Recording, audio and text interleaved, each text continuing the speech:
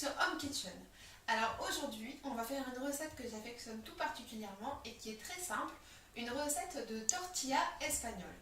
Donc peut-être qu'il y en a qui pensent que la tortilla c'est les espèces de galettes dans quoi on roule les burritos. Moi je parle en fait de la tortilla avec les pommes de terre qui fait en fait comme un gros gâteau de pommes de terre très croustillant, à la fois moelleux. Parfois il y en a qui ajoutent du chorizo, donc on peut ajouter du chorizo vegan. Moi j'en ai pas spécialement, mais j'ai l'habitude d'ajouter des oignons, de l'ail et un tout petit peu de poivron. Donc vous allez voir, il n'y a pas besoin de beaucoup d'ingrédients et ça va être super facile. Je vous montre ça tout de suite. Alors pour les ingrédients, on aura besoin de pommes de terre. Prévoyez des pommes de terre assez grosses pour faire de belles tranches. On aura besoin d'oignons, d'ail, des poivrons mais c'est facultatif. Surtout prévoyez une bonne huile d'olive parce que sans huile, j'ai essayé, le résultat est catastrophique. Et on aura besoin de farine de pois chiche. Alors premièrement, on va faire blandir nos oignons dans l'huile d'olive. On va les couper grossièrement parce que de toute façon la tortilla ça cuit assez longtemps quand même. Donc on a besoin qu'ils blandissent avant. Ensuite on va rajouter nos poivrons et l'ail. Puis en dernier on rajoutera nos pommes de terre. Donc on les fait bondir, on les fait pas cramer, il faut juste qu'ils précuisent un petit peu. On a coupé nos poivrons en petits cubes pour qu'ils cuisent plus rapidement. On va les verser avec nos oignons. Donc j'ai oublié de dire, ici il y a un poivron et dans la poêle il y a déjà l'équivalent de 2 oignons.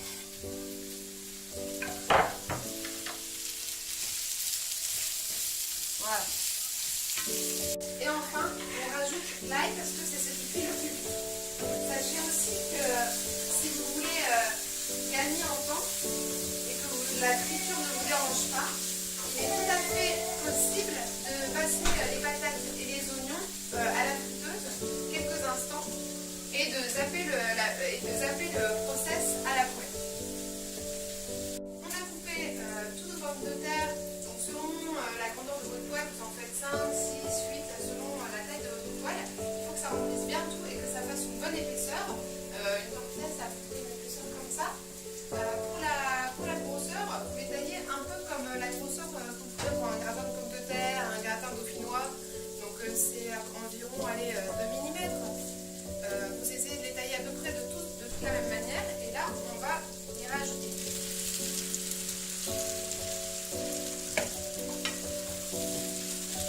Donc n'oubliez pas de remuer bien, rajoutez-en s'il en manque. Maintenant, l'objectif va être de cuire au maximum les pommes de terre avant de rajouter notre mixture à la farine de pois chiche. Donc, c'est aussi maintenant qu'on va assaisonner. Pour ma part, je rajoute très simple, du sel, du poivre, du paprika aussi, ça irait bien, mais j'en ai pas. Souvent, ce que je mets ainsi que dans mon plat, c'est du curcuma, qui est en plus très très bon pour la santé. Par contre, il faut être sûr de bien tourner pour être sûr que toutes les patates soient bien jaunies. Et on peut rajouter par exemple un petit peu de thym ou un petit peu d'origan qui se marie bien avec les galettes de pommes de terre ou ce genre de choses. Le tout de la tortilla, comme ça cuit assez longtemps, il ne faut pas le faire cuire à feu vif. Il faut rajouter un petit peu d'huile d'olive quand ça colle et retourner assez souvent et remettre le couvercle, revenir 5 à 10 minutes plus tard, retourner les patates dans le four au-dessus et remettre le couvercle pour que ça cuise plus vite. Alors pour la mixture, on va mettre de la farine de pois chiche avec de l'eau tout simplement. Alors ne me demandez pas les quantités, en fait ça dépend de votre poêle, de combien de pommes de terre vous avez utilisé. L'important c'est d'en faire assez pour enrober toutes les pommes de terre. Donc vous voyez, après vous n'êtes pas obligé d'en faire une grosse quantité. Moi en général je mets un fond de saladier et on va mettre de l'eau. On va touiller avec le fouet pour donner à peu près une consistance qui ressemble à entre la pâte à crêpes et la pâte à pancake. Il faut que vous ayez la consistance de la pâte à crêpes qui a reposé. Voilà, exactement. Donc en fait, une fois que nos patates vont être cuites là dans 1 minute, on va les transvaser pour les enrober de la farine de pois chiche qui aura été mixée avec de l'eau. Et ensuite, on viendra la remettre dans notre poêle pour que la galette dore. Donc, tout simplement, je ne mesure pas spécialement, je mets un petit fond, je dirais 100 grammes environ.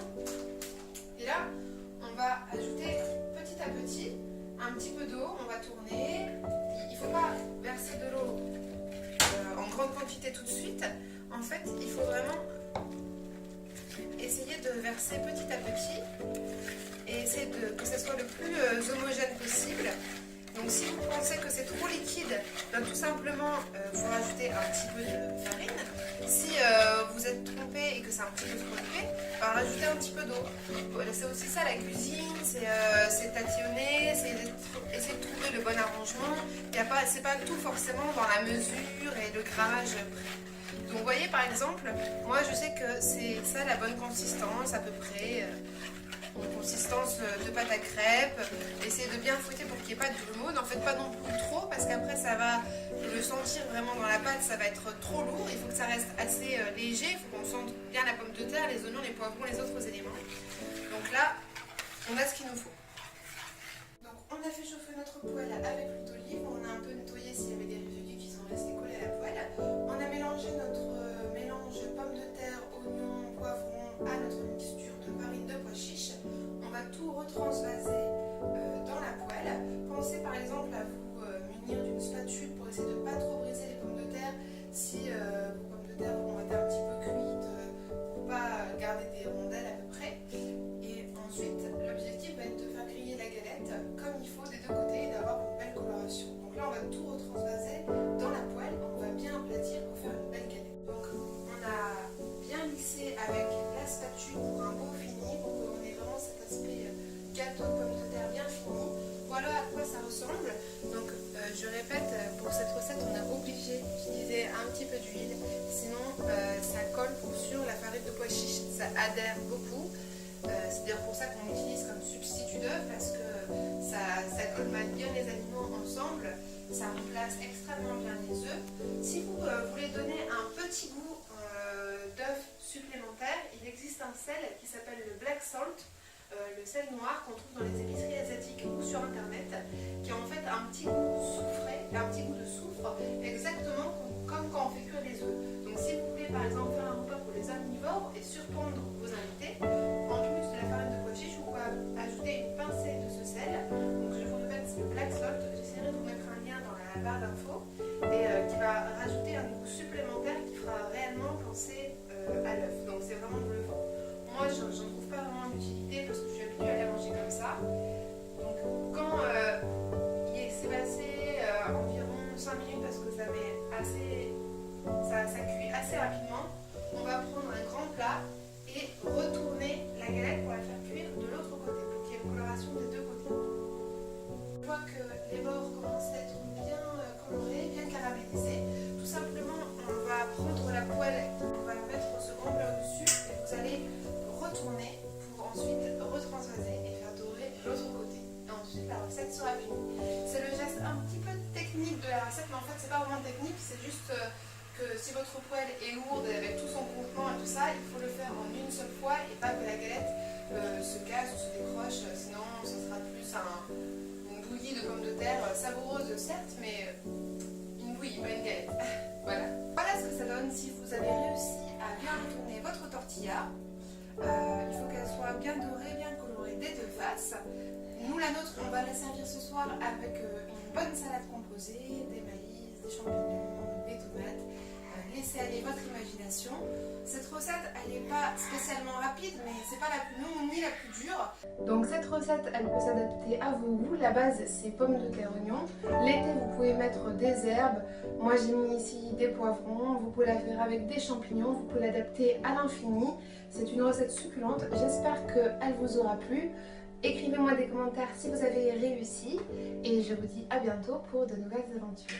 Salut!